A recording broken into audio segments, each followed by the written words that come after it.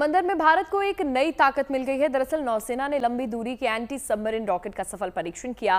कई दिनों तक चले यूजर ट्रायल के बाद अब इस नए हथियार को जल्द ही नौसेना में शामिल कर दिया जाएगा और इस नए रॉकेट के शामिल होने से नौसेना की ताकत कई गुना बढ़ जाएगी।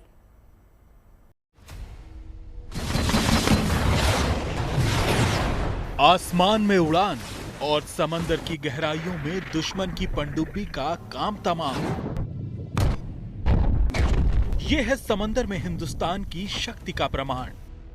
समंदर में extended range anti submarine rocket यानी ERASR के सफल परीक्षण से भारत के दुश्मनों की बेचैनी बढ़ गई है। ये वो हथियार हैं जिसके दम पर भारत ने समंदर में दुश्मन को हर मोर्चे पर परास्त करने की अद्भुत क्षमता हासिल की है। Extended range anti submarine rocket के परीक्षण के लिए नौसेना ने INS कवरत्ती को चुना है। DRDO ने इस रॉकेट को नौसेना के स्वदेशी रॉकेट लॉन्चर IRL के लिए विकसित किया है। निर्माण के परीक्षण पूरे होने के बाद अब इस रॉकेट का यूजर ट्रायल किया गया। INS कवरत्ती पर 23 जून से 7 जुलाई तक इस रॉकेट का परीक्षण किया गया। इस दौरान कुल 17 ERASR रॉकेट दागे गए।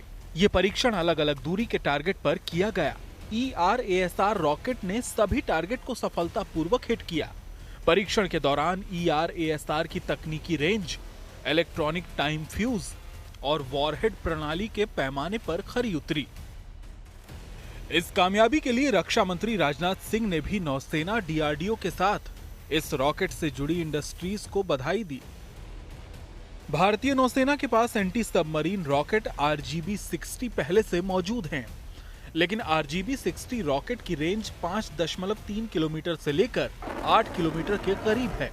अब DRDO ने extended range anti submarine rocket का विकास करके नौसेना की मारक क्षमता को और बढ़ा दिया है।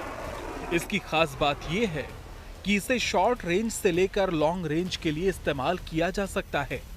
ये रॉकेट 8900 मीटर दूर मौजूद पनडुब्बी को पलक झपकते नेस्तनाबूद कर सकता है। साथ ही ये 500 मीटर दूर टारगेट पर भी सटीक निशाना लगा सकता है।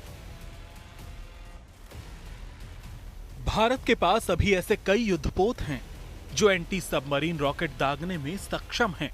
ये सभी युद्धपोत RBU 6000 रॉकेट लॉन्चर से लैस हैं। अब इसी रॉकेट लॉन्चर से extended range anti submarine rocket को भी लॉन्च किया जा सकेगा। इस नए रॉकेट के नौसेना में शामिल होने से समंदर में हिंदुस्तान की ताकत भी पहले के मुकाबले कई गुना बढ़ जाएगी। Bureau report, good news today.